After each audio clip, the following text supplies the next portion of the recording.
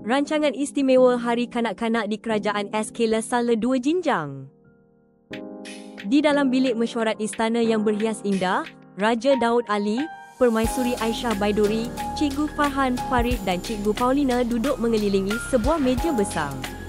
Tangan mereka penuh dengan nota lakaran.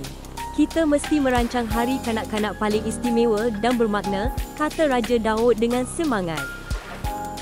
Permaisuri Aisyah Baiduri tersenyum lembut. "Tujuan utama kita adalah untuk menyemai rasa dihargai. Anak-anak kita, permata masa depan kerajaan, perlu tahu bahawa kegembiraan mereka adalah keutamaan kita. Hari ini haruslah penuh dengan kasih sayang yang tulus." Cikgu Paulina, yang bertanggungjawab menyelaraskan semua perincian acara, membuka buku notanya. "Baik, tuanku. Kita sudah ada tarikh. Sekarang, apa agenda yang paling menghiburkan? Sesuatu yang membuatkan mata mereka bersinar." Raja Daud Ali segera mencadangkan, "Saya ada idea. Jemputlah ahli silap mata. Istana." Tujuan kehadiran beliau bukan sahaja hiburan, tetapi untuk menunjukkan bahawa perkara yang mustahil boleh berlaku dengan sedikit keajaiban dan banyak usaha. Cikgu Farhan Farid, sebagai Ketua Jawatankuasa Hadiah, menyambut idea itu.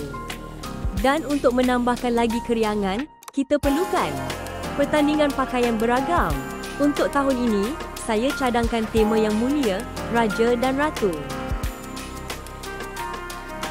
Permaisuri Aisyah Baiduri sangat menyukai tema itu. "Ya, tema Raja dan Ratu. Tujuannya adalah untuk mengajar mereka tentang kepimpinan, keanggunan dan tanggungjawab. Setiap anak boleh menjadi raja atau ratu dalam cerita mereka sendiri."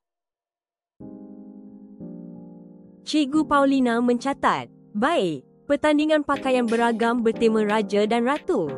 Kita akan sediakan kategori untuk mahkota yang paling kreatif dan jubah yang paling anggun. Hadiahnya mesti istimewa untuk meraihkan usaha mereka." Raja Daud Ali memukul meja dengan lembut. "Ya, apabila anak-anak berpakaian seperti Raja dan Ratu, mereka akan belajar untuk bersikap berani dan memikul tanggungjawab. Inilah tujuan kita, memberi inspirasi bahawa mereka adalah harapan dan pemimpin masa depan." Permaisuri Aisyah Baiduri kemudian menyambung, "Cikgu Farhan Farid, untuk hidangan pula, kita mahu mereka kenyang dan gembira. Mari Brown, kotak-kotak ayam goreng dan kentang putah yang lazat akan menjadi hidangan istana yang dinanti-nantikan." Raja Daud Ali berdiri, wajahnya berseri-seri.